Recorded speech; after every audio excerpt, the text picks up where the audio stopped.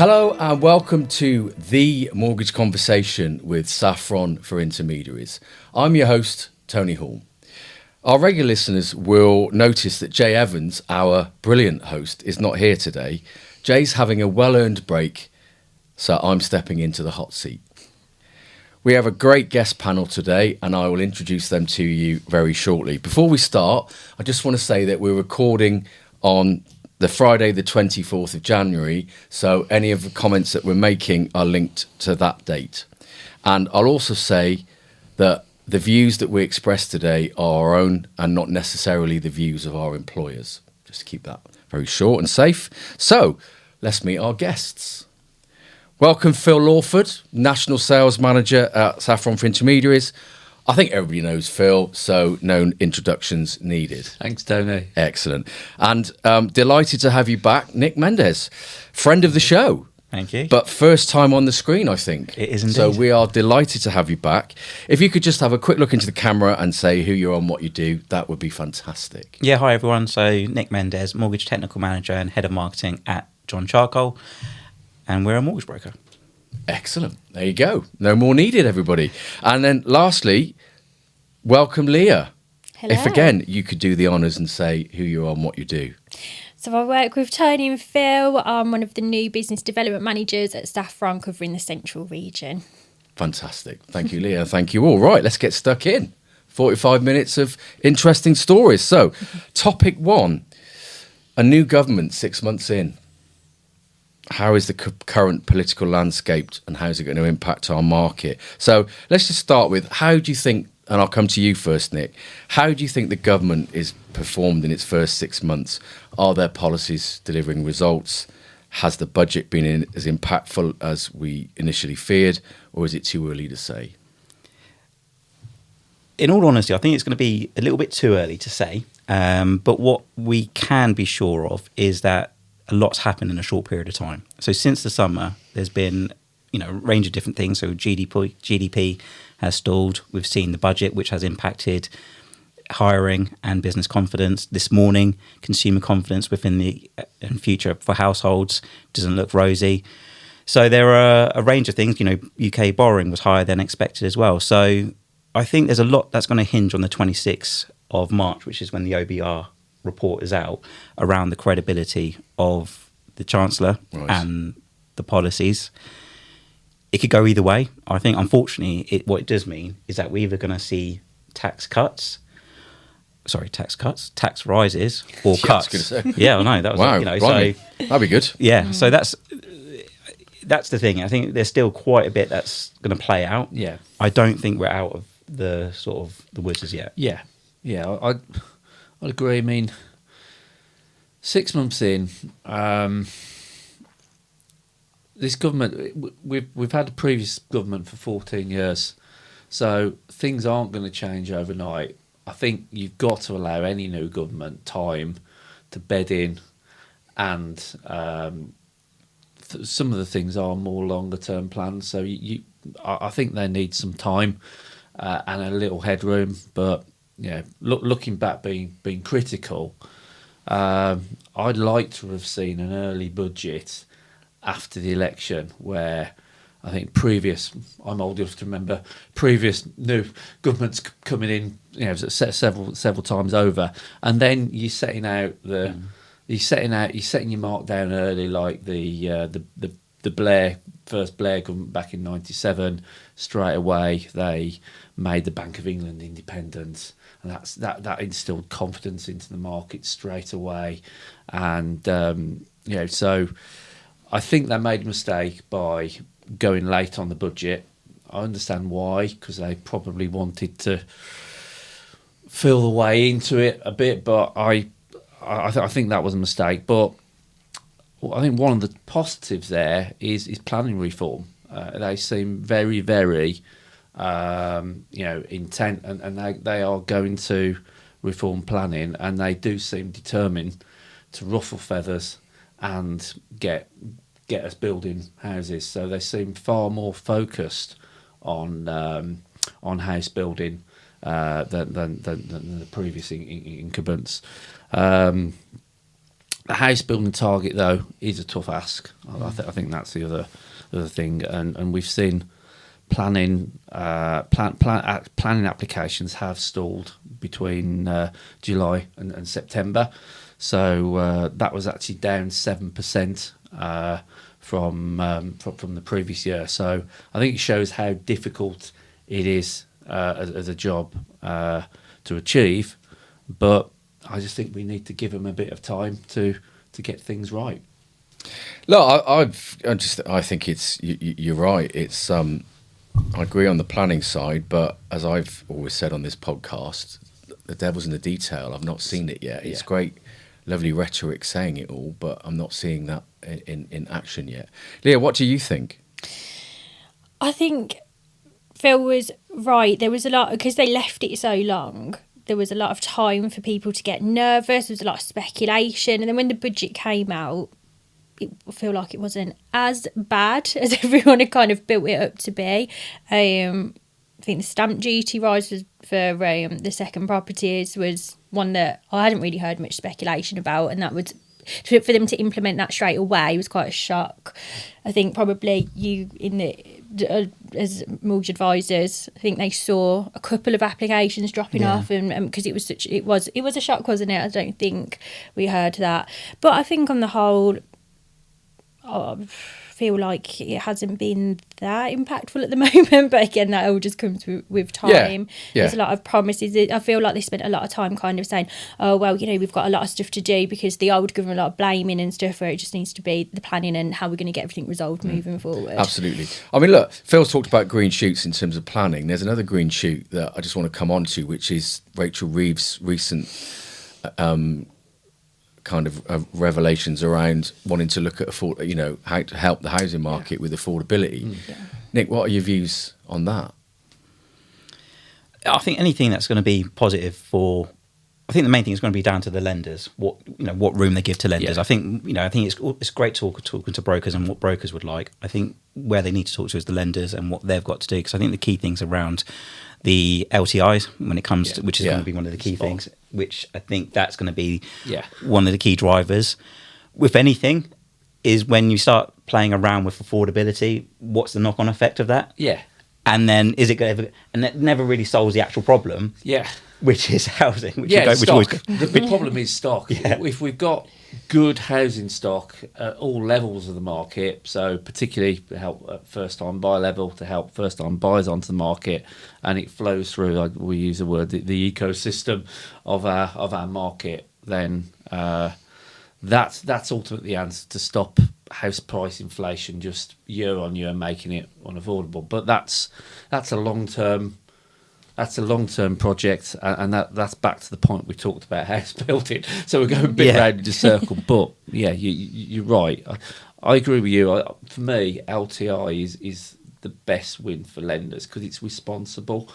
Because of the reason stress testing's there was put in place back in the 2014 with the mortgage market review, was to stop us getting in the mess we got on before, where the potential of payment shock of rate rises. The stress testing was to help smooth that out, and so we have to be careful when you say consequences. But LTI means the mortgage is still affordable, but lenders aren't restricted to only doing a small portion of their mortgages at over 4.5 times income, because that's the issue. A lot of lenders, we just like more headroom and flexibility to be able to lend more than 15% of our lending over 4.5 times for the right cases in a responsible way. And for me, that's probably the best thing that we could do, and probably the easiest and the quickest thing to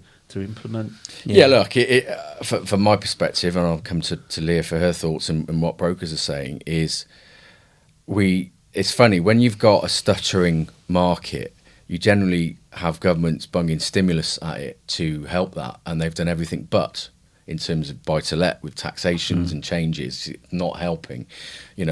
Cost of living, inflation, raising interest rates, all of these are stopping a market being healthy rather than it. So this is a great sign, because builders aren't building houses or selling houses because people can't afford them. So it's not helping, is it? We've got it's the pipe's stuck. So if you can free up affordability in terms of how much can I borrow, or how much are lenders having to stress and test against that, I think that's going to really open the market, and it's going to enable builders and SMEs and big builders to have the confidence that if I build this house, it's going to sell, isn't it? Because there are so many new builds that are not selling at the moment. It's a bigger problem than I think people realise, because can't afford them. Leah, what do you think? What are brokers saying to you when you have these conversations? It's mixed, isn't it? I think you get people that want to borrow more than they can actually afford, and when you look at it and you do a proper thorough fact find, you, as an ex-broker myself, used to think you can't afford it, and let's look at something that's actually more affordable. But then, you get these people that we can afford it, and one lender will potentially lend it me, or but so and so won't lend it me on the affordability. And it's kind of looking at, I think, like Phil said, sensible underwriting, sensible decisions. What do they do? What's their room for growth? We've got loans at the moment. Why have we got those? Understanding why people have taken debt on and things like that. But I think there's a big mix. You've got to look at, can I long term afford this property?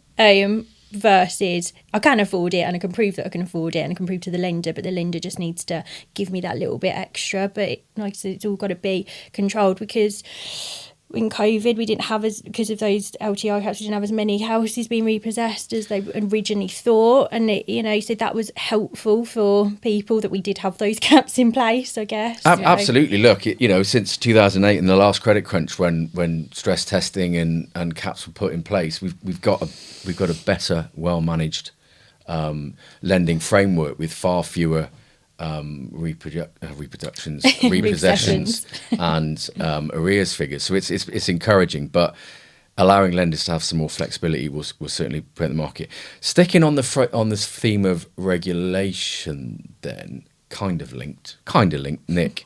The Bank of England has kind of put their foot in it with a bit of a inflammatory report, which brokers are up in arms about. Basically, the report found that brokers play a dual role in influencing both consumer decisions and lender business strategies. And to paraphrase this article, a leaning towards shorter fixed term rates because they can turn them over more is the subtext. Your views on that?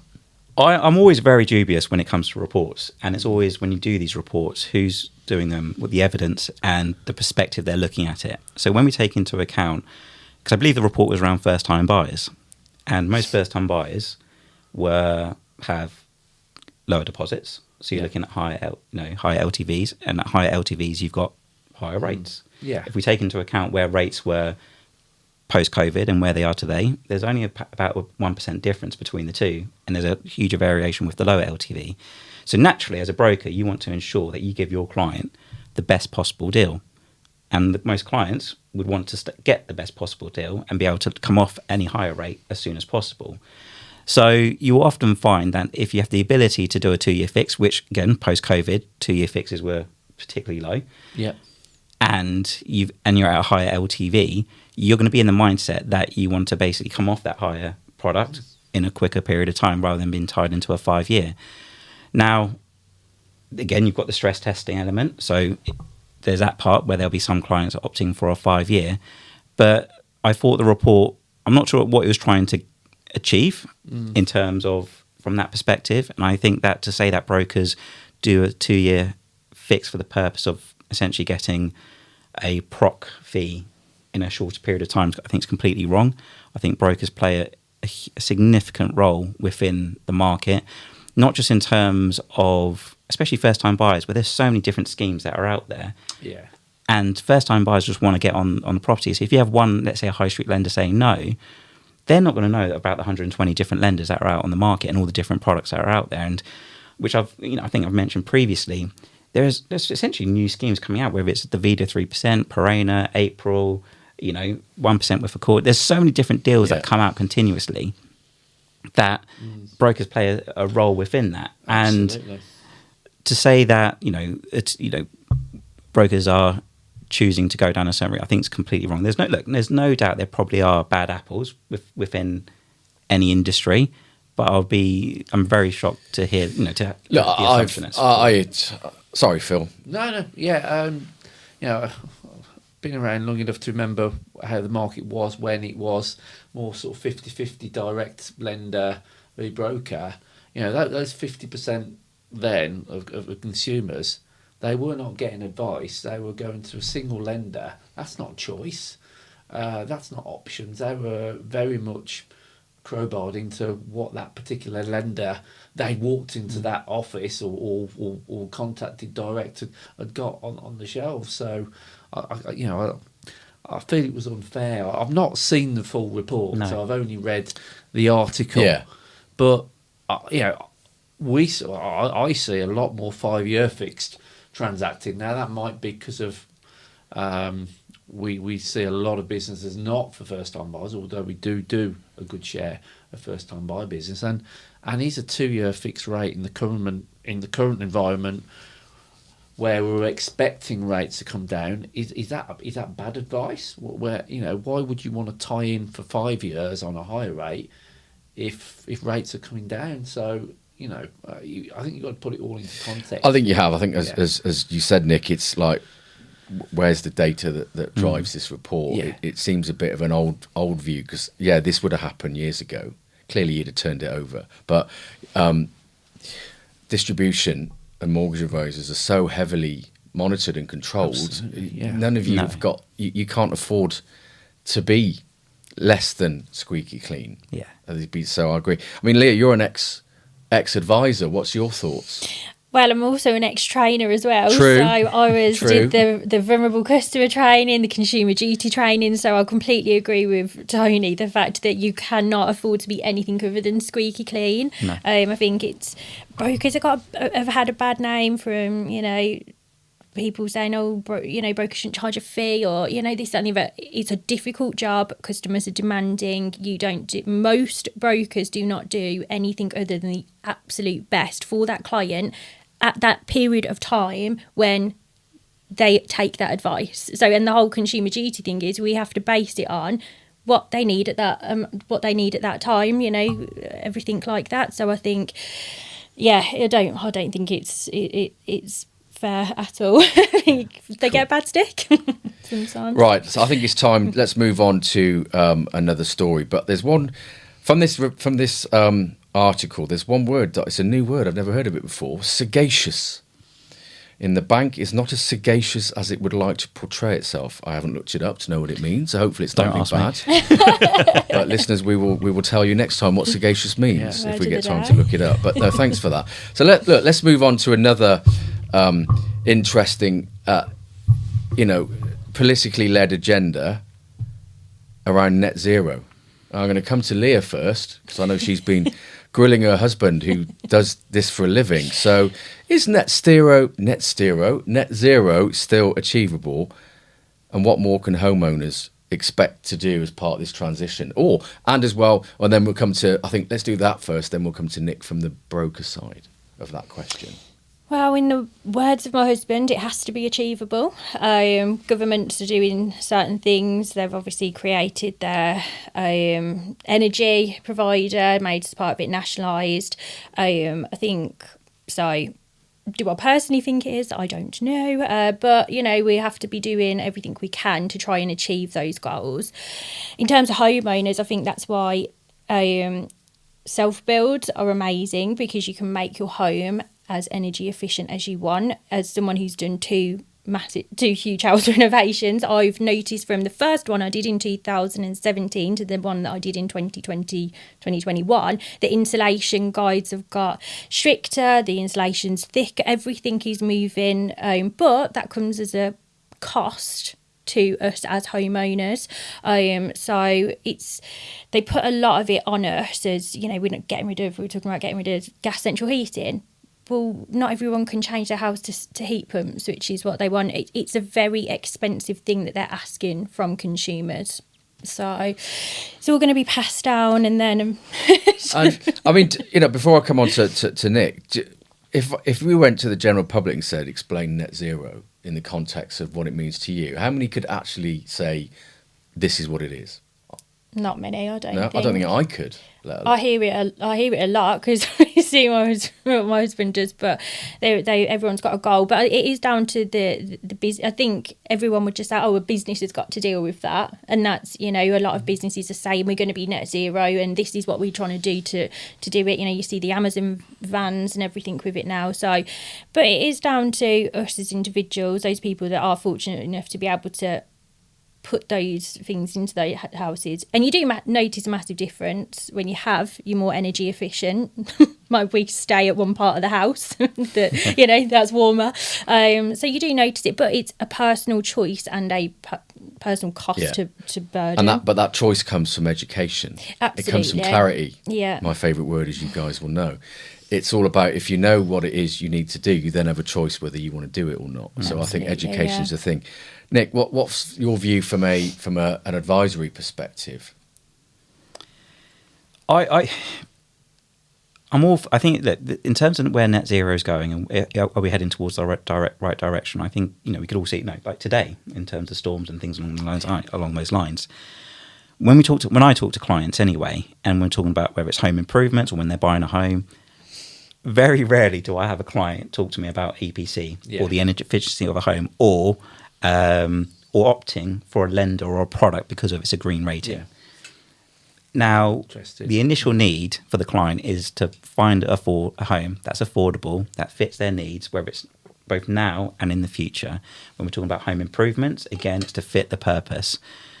When you talk about home improvements, very rarely does a client turn around and say, right, I'm going to do this work, but I'm going to do the insulation. I'm going to do the roof. Because they're not the tangible things for the client and when it comes to that form of borrowing. Now, whether it's an educational piece, as you mentioned, and as brokers, we need to say, oh, you're raising 40,000, your kitchen, everything else. Are you putting X amount towards that educational piece? But again, then you've got things like installers, and at which point, and the products that you've got out there, someone takes the borrowing, and then you've got when it comes to the green things like installations, where it's solar panels or anything along those lines, those things take time and they don't necessarily happen straight away.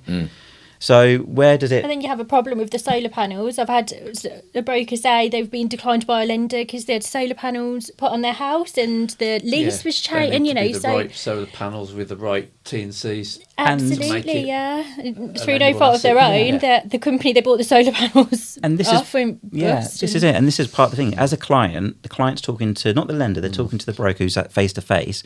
Yeah. And what the broker says is essentially gospel in the way that they expect the broker to know everything. And if they're giving advice, and the brokers are very much going to be along the lines of, if I don't feel confident, then I'm not going to say anything, because it doesn't affect the advice I give on this particular deal, unless it's a green product, of course. It's a really difficult one because of, unfortunately, the wind, the way the wind's blowing, use the metaphor at the moment, is that with a lot of governments, global, there doesn't seem to be...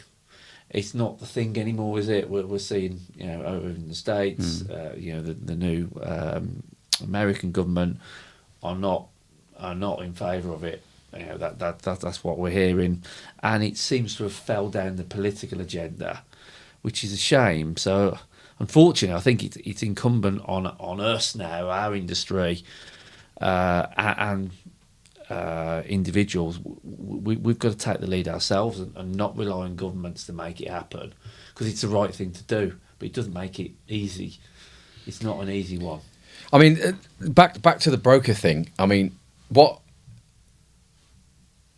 are John Charcoal doing about the process of understanding if an environmental or green product is the right thing? The reason I ask it is we know that other distribution are changing their fact find to mandate asking the questions, and I'm just but I've only heard of one network doing that, so I'm interested to see if you guys have done anything. Sorry for putting you on the spot. Not at all. No, I think that's one of the first things which we did was around the fact find. And I think that's most important, because when you're having that conversation, you need aids, and a fact find, whether it's protection or whether it's any other form of part of the mortgage journey, you need aids. And that's when the fact find comes really useful. So we have done it in terms of the residential, and we have done it in terms of the buy-to-let. 'Cause buy-to-let rules have, when there was the change around the buy-to-let. But we're also introducing it as part of when it comes to things like home improvements and things on those lines, aids to help with the conversation. It's very difficult to quantify a client's in terms of the conversation, in terms of the benefit of it. The only thing which we're able to do at this moment in time is make sure that we're having the right conversations, and that comes with upskilling as well. So when we have certain lenders or certain products that are coming out, we're having that conversation with the advisors around that. Now, whether that's going to be the solution, I'm personally not confident, because I think that with anything, it's repetition, and there's only so much that if we don't see new innovation in the industry, that's what we need. Yeah, that's. And I also believe that there's also a fine line between education and then where the general public feel like it's just being force fed to them, and then the actual message disappears. And I think that's the part which we haven't really solved. Yeah, look, markets need demand to grow and develop, and the demand's not there because there's a lack of education, there's a lack of understanding but there's also a lack of between the cost and the benefit, isn't it? Everybody in life goes through an emotional what's in it for me. If it's going to cost me £6,000 and it's to do this, and it's going to take 10 years to pay back. Yeah. Well, I might not even be here in 10 years. I'm not doing this as somebody else to benefit from.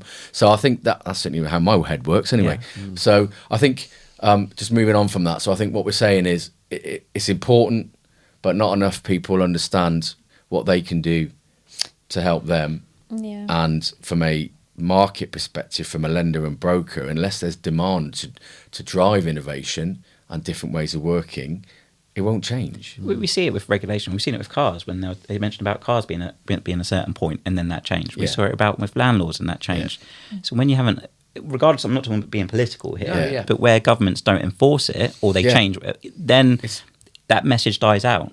It's easy to say, harder to do. Yeah. Let's move on to a subject that we all have loads to say on, which is our market, the mortgage market. I think that would be a useful one, and we'll get into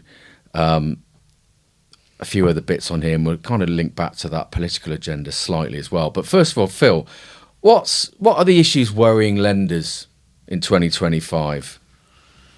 Look, there's a lot of worry about.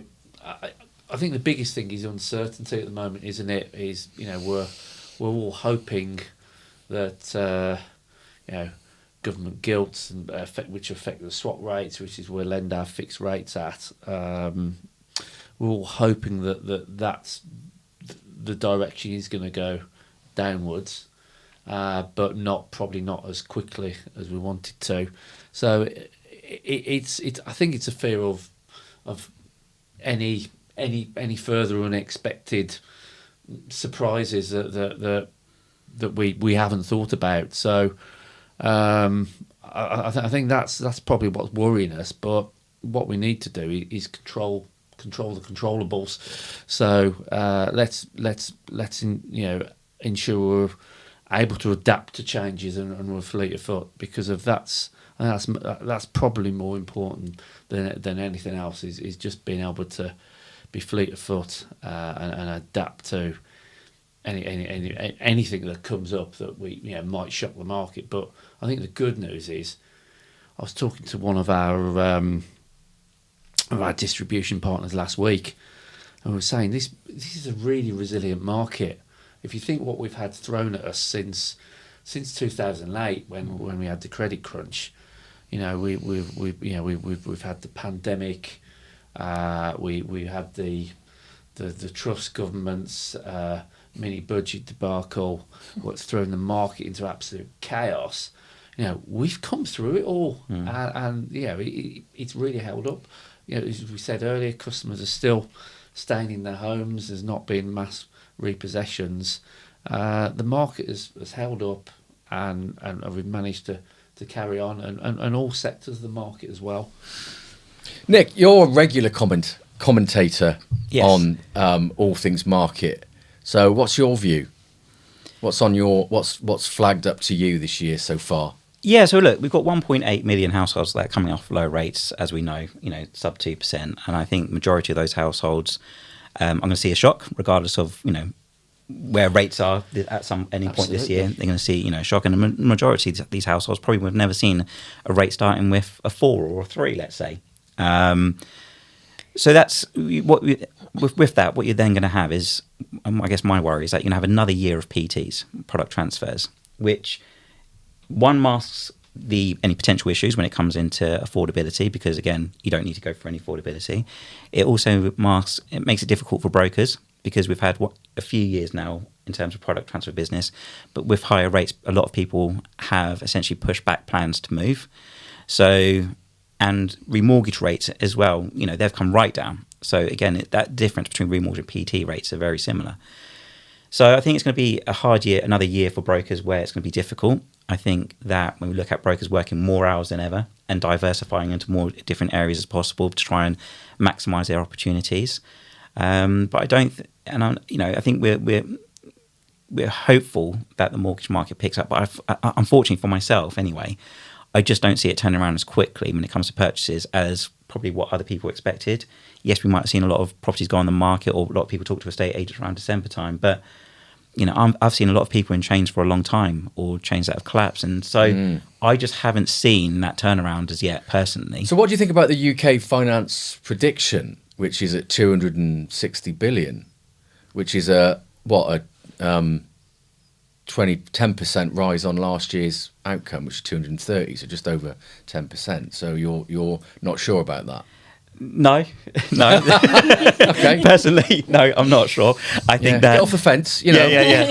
I think if we're talking about what price rises this year, I think we're probably going to be sitting around 3%. Personally, between that sort of 1% and 3%, I just don't see it as positive as what some. Even when I think if we look at some of the, I think was it Morgan Stanley that predicted 4 or 5 bank rate reductions yesterday. Yeah, it's Goldman Sachs.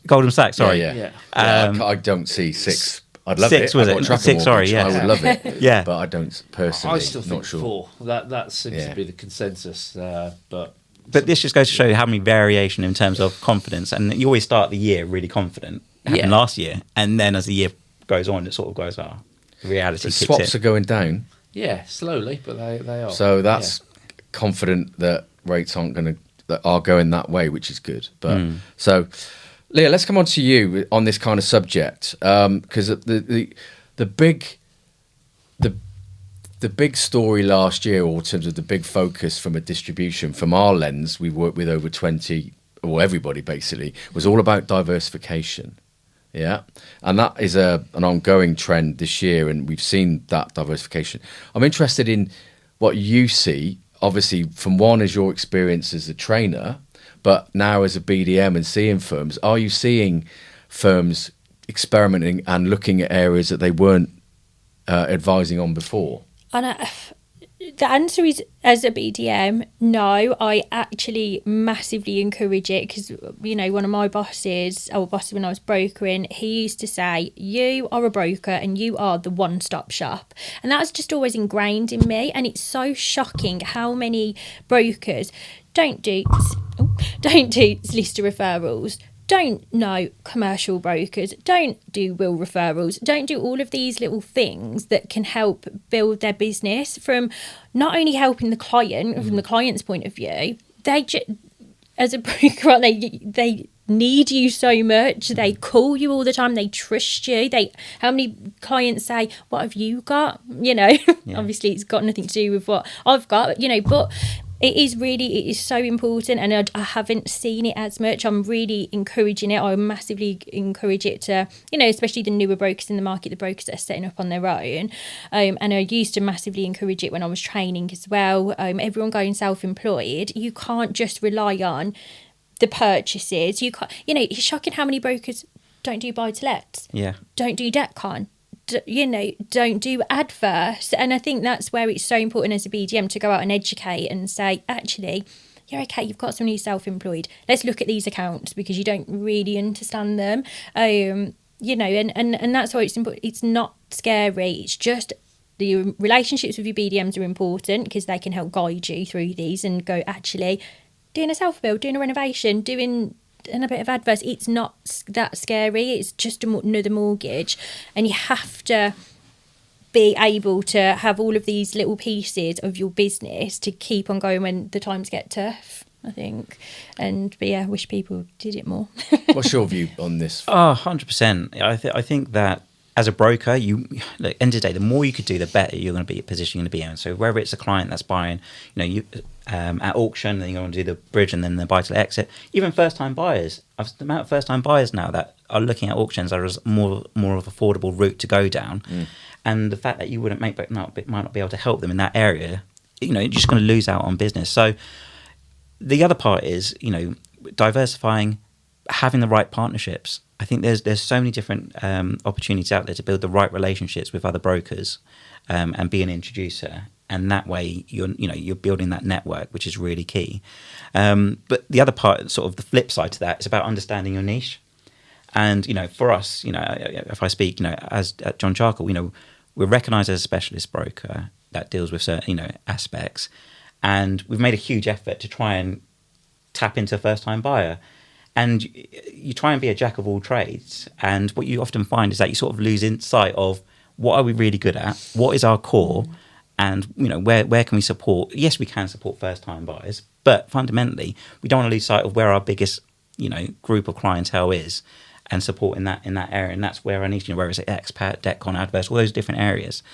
So it's also about building the right relationships. We did it with commercial, and we looked at it in-house and went, right, we're going to have to refer it out because it just from a time perspective and a commercial perspective in it, and it was the right thing to do. So yeah, I would always don't hesitate to evolve. But the referral is just as important, isn't it? Because instead of just saying to the client, oh, sorry, we don't do that, bye. No, I don't do that, but we've got someone that I trust, that will do that, and I've got that relationship with them. I can still be involved, and and things like that. The client then as well. Absolutely, yeah. But so do people do that? Do they have that relationship, or do they go, oh, I'm scared of it, and I don't really know, and I don't know anyone really that I trust that does it? Bye, And just on that, sorry, the amount of brokers that have, I've myself included, I've been in a position where you're too afraid to say, can you refer me? To your friends, to your family. It's almost that sort of that part of you've done a good job, but you don't want to sort of really need to be bold. Well, you got it. That's where that's where I think most companies will start from. I think one thing that brokers can do is what does their website, what does their social media presence tell public about their business?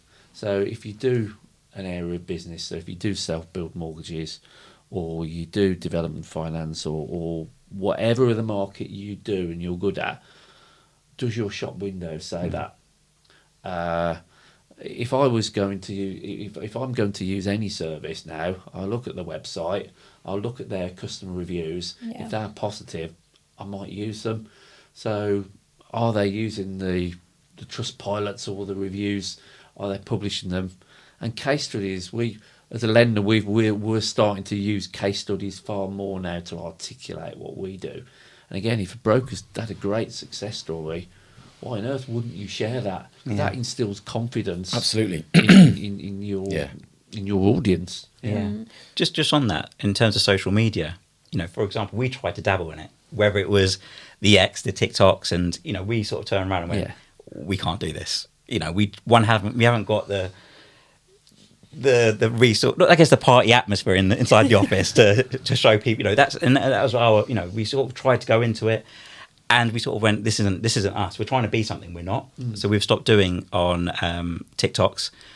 We came off X actually I think from the perspective of where it's going, and we looked at different social channels because we wanted to make sure that what the platforms we're on reflects the brand as well. Yeah. Ultimately, you're a professional, and it needs to come across that you're professional. You're not having a party in the office while someone is waiting for an offer, kind of thing. But that's why the reviews, the businesses that do so well have got they ask for a review from every single client, and they get it because they've got that good relationship. And it is right, get the broker to give them a call after and say, please, can you leave me a review? And those are the ones that push you then up when you're doing your searches and your LinkedIn, your Google. It doesn't necessarily have to be all of the those kind of party TikTok.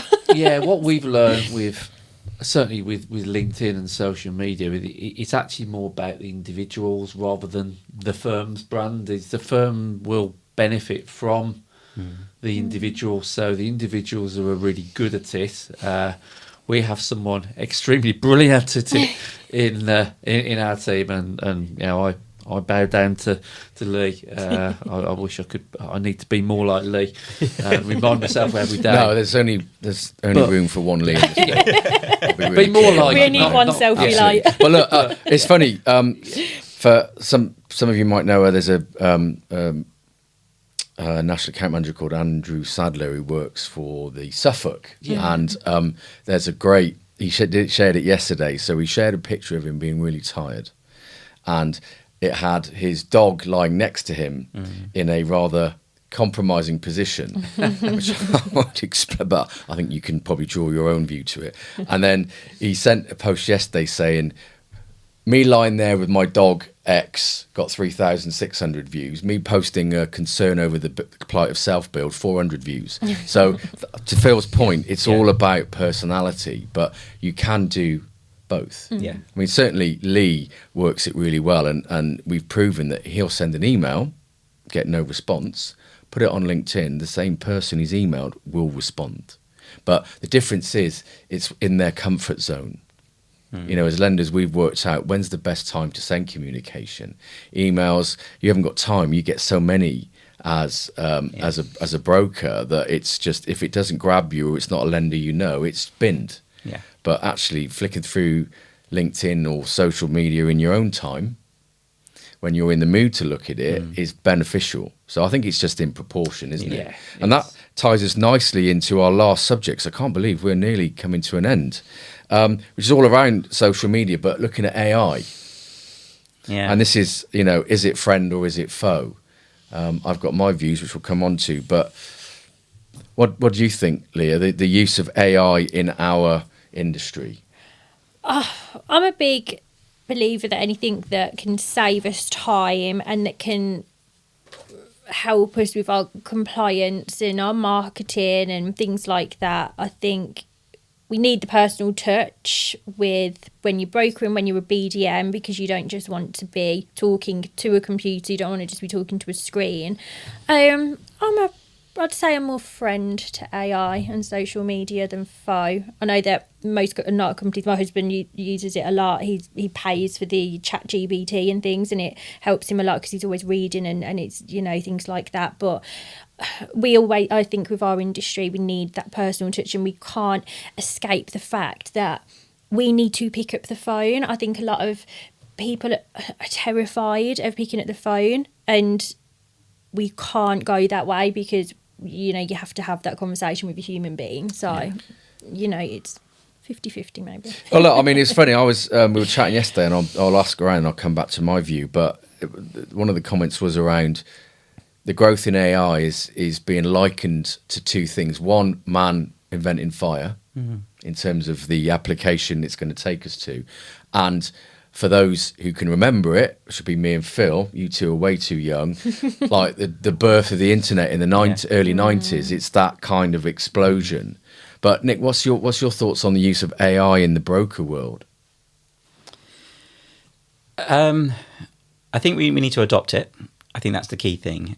So when you're talking about saving time, where it's lenders using it as web chat, so it searches their site, or the ability to, it's about the validation of it. And I think that's the key part. I think it's very easy to slip into trends whereby if you find something easy and it saves you time, you then use it as a default, which isn't what you want, because that's one, makes you lazy. It doesn't improve your knowledge, and I think that's the key thing. Is knowledge is power in a lot of this sort of part, and anything that takes it away from you might seem like it's a win, but actually in the long term, it's not going to have a benefit. I'm probably not going to be able to give you a yes or a no answer if that's what you're trying to get to. No. But I do think that it's going to be around. It's going to stay with us. So we need to understand how we could use it in the right way, and make sure it doesn't take away from what we're good at and what we're, what a broker is used for. The other part, which it sort of ties in with the marketing element as well, is it's very easy to try and create loads of different pages, loads of new articles and things using AI. But then if you're not validating it, it's going to have longer detrimental impact. Yeah. I mean, for me, it's a question of balance. I think it's great to get rid of all the mundane stuff. It's a fantastic tool, but it's retaining that human element, so it remains real and not fake. Yeah.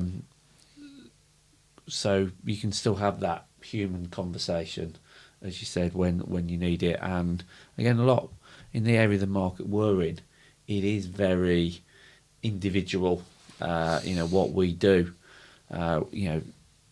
The nuances are two very similar cases. One could be a good risk, one could be a bad risk, and that's where our individual hand underwriting approach comes into its own. And I wouldn't want that replaced, because I think that adds real value. Yeah. I think, look, just to wrap this up, because we're out of time, guys.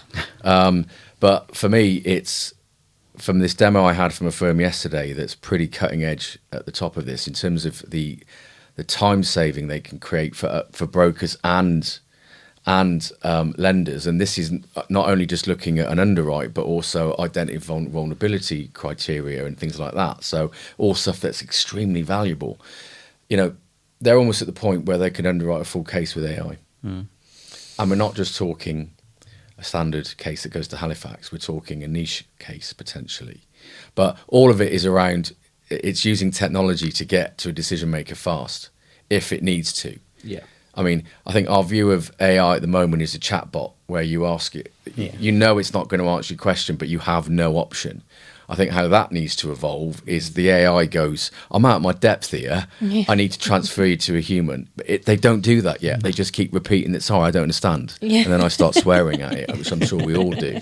Yeah. I just want to speak to somebody. And they don't like it if you swear at them. They have picked that up now, actually. So just be warned. They do know how to respond to that, as does Siri. But anyway, we'll move on. So I think it's an enabler. As Saffron's view of technology and AI is tech-heavy people light. So let's use the tech to get it to the right person at the right time without too much effort. So that's kind of where we're not there yet. But that's our aspiration to drive towards. Look, wow, that time has really flown by, everybody. Yeah. So thank you to our guests, Nick and Leah and Phil. Look out for our socials. And please follow us on LinkedIn, because that just helps us a bit further. And don't forget to follow us on your favourite channel so that you can get notified when the next episode of The Mortgage Conversation is launched. Apple Podcast, Spotify. If you like to actually watch the video rather than just listen to the audio, then Spotify or YouTube are the channels for you. But obviously we don't recommend that if you're driving or operating heavy machinery. Then I'd stick to Apple Podcasts. Look, that's it from me. My first time hosting. Goodbye from all of us, and see you next time.